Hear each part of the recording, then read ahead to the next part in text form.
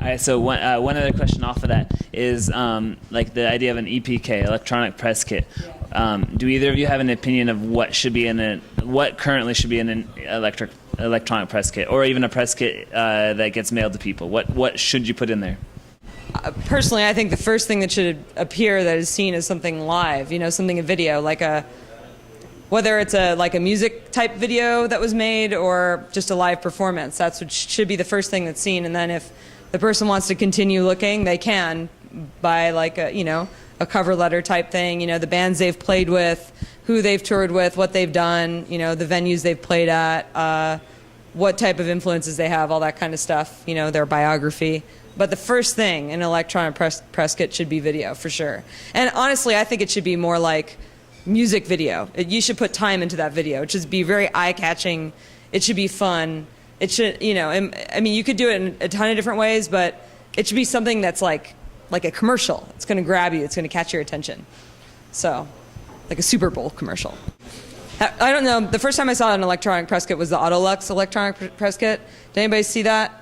It was a while ago, and when they put that out, I mean, I think there were a couple. It was just beginning. It was right on the verge of electronic press kit stuff, and there are just go check it out. The Autolux EPK, check it out. What they did is brilliant. So if you're wondering what to do with an electronic press kit, check theirs out. It's really good.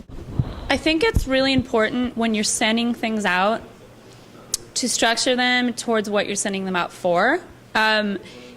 If you are sending your record out to get it reviewed, should you include an electronic press kit with video? Probably not. If you're getting your album reviewed. If you're asking for a live review, totally appropriate. If you're looking to book shows, should you send an electronic press kit with video? Absolutely. Like that, there's a time and a place for different types of media. And it's really about organizing that and I don't know, I'm sure everyone here is probably associated with bands in some way, but in the industry we have a one sheet. A one sheet is something that we send out when we send CDs to a magazine or we send it to a club for booking.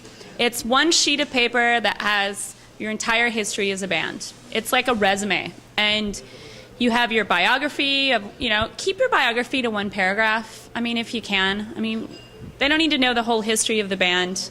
Try and keep the verbiage down, but it's like you have your bio, you have your band members, you have the genre, your influences, links to where they can find your music. Always give tons of options. If you have stuff on YouTube, put those links on there, and when it's appropriate, definitely the EPK has a time and a place. When you're submitting to festivals, that's really when the EPK comes in, and I think it's also appropriate when you're writing magazines to get a live review, but certainly when you're sending it out, to get your record reviewed, the focus should really be on that record and not so much your other history. So just really structure your materials depending on who you're sending them out to. I mean, that's kind of important. Again, you don't want to bombard someone with a 10-page press submission. It's I get these huge kits in the mail, and I'm it's like a book, and I have to sit down and read through everything, and then they send me 10 CDs and all this merch stuff, and it's okay, well, let's just see what you're up to now, and give me one paragraph about what your band is about, and but the EPKs are definitely a good thing to have, and there's definitely a time and a place for them. So. Olivia, you write about bands, and Julie, you represent bands. What are some current bands that you think people should be watching out for? All the bands on my label. You can go first. Oh, geez. Oh, boy. Okay. Well, the first one that came to mind is somebody I was just telling Julie about. I actually haven't seen her play live yet, but I've watched some YouTube videos of her, and I've heard her music online. She's called The Mallard. She's local, and it's just one girl, but when you listen to her music, it sounds like a full band. And then when you watch her live, she still sounds like a full band for some reason. I love, Religious Girls, Mouse House, The Paranoids, anybody off this.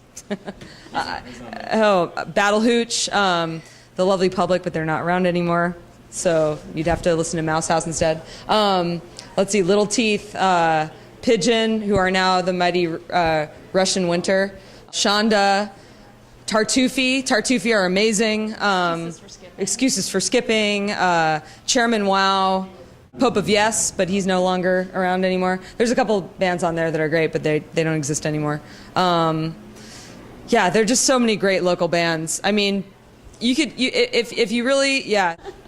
I really like going to see bands at the Hemlock Tavern. I love the Knockout because it's like dirty and grimy. And I always throw shows at the Parkside. And no, it used to be this horrible venue, but they've updated their equipment. And the sound guy actually went to sound school. So he got really good. His name's Boom. And so actually the sound there is spectacular. And so I love the Parkside too. So I would say those are probably my three favorites so far, is Hemlock, the Knockout, and the Parkside. Nice. Well, I'm a booking agent at Milk. I haven't been there. So I'm going to plug my own venue. In terms of new bands, again, I'm going to plug my own bands. This is such a conflict of interest question. It's exactly interest. It's what we're into.